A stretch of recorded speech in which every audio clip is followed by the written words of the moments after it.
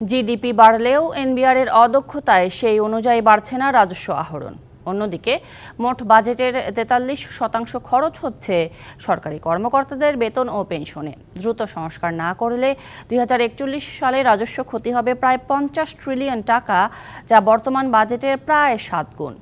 রাজধানীর একটি হোটেলে এক অনুষ্ঠানে এসব কথা বলেন পিআরআই এর নির্বাহী পরিচালক। তবে এনবিআর চেয়ারম্যানের দাবি, সঠিক পথেই আছেন তারা। উন্নত দেশ হতে জিডিপির প্রবৃদ্ধির হার অন্তত ১০% দরকার হলেও বাস্তবতা এখন ৭.৬%। পলিসি রিসার্চ ইনস্টিটিউটের তথ্য মতে গত ১২ বছরে বিদেশি ঋণের সুদ পরিশোধের পরিমাণ বেড়েছে ৬.৫ গুণ। একই সাথে দেশীয় ঋণের সুদ পরিশোধের হার বেড়েছে প্রায় ৬.৫ গুণ। কিন্তু এই সময় রাজস্ব আদায় বেড়েছে ৩.৫ গুণের একটু বেশি। আমাদেরকে ট্যাক্স সিস্টেমের ফান্ডামেন্টাল রিওরিয়েন্টেশন দরকার। ডাইরেক্ট ট্যাক্স থেকে আমাদেরকে ফোকাসটা দিতে হবে, ইনডাইরেক্ট ট্যাক্স থেকে ফোকাস কমাতে হবে তা নয়, কিন্তু much of the revenue has to come from direct tax.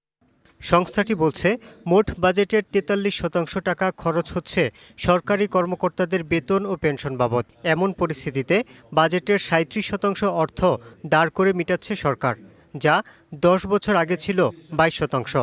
যদিও এনবিআর চেয়ারম্যানের দাবি, তারা ঠিক পথেই হাঁটছেন। যত বেশি আপনি লোন নেবেন, ঋণ নেবেন, তত বেশি আপনার অ্যাক্টিভিটিস, ইকোনমিক অ্যাক্টিভিটিস বাড়বে, ইনকাম বাড়বে। সো লোন নেওয়া সবসময়, বড় করা সবসময় তো আমি ক্ষতিকর কিছু দেখি না। প্রধানমন্ত্রীর অর্থনৈতিক উপদেষ্টা ডক্টর মশিউর রহমান বলেন, কর দেয়ায় এখনও ব্যবসায়ী এবং সাধারণ মানুষের মধ্যে অনীহা আছে।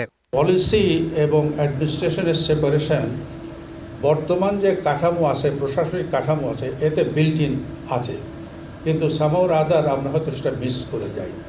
৫ বছরে ১২০ ধরনের কর ছাড় দেওয়া হয়েছে জানিয়ে কর অবকাশ সুবিধা কমানোর তাগিদ দিয়েছেন অর্থ প্রতিমন্ত্রী। Implementation is the key actually. Whatever is being collected, সেটা যদি আমি ইমপ্লিমেন্ট করতে না পারি সঠিকভাবে, অপচয় ব্যতীত, তাহলে তো যা কালেক্ট হচ্ছে সেটাও তো তেমন লাভ হবে না, তাই না? অনুষ্ঠানে রাজস্ব আদায় প্রক্রিয়া সহজ করার তাগিদ দিয়েছেন ব্যবসায়ী নেতারা। এই জায়গাতে আমার মনে হয় এনবিআর আরো কাজ করতে পারে। Yusuf Rana, DBC news, Dhaka.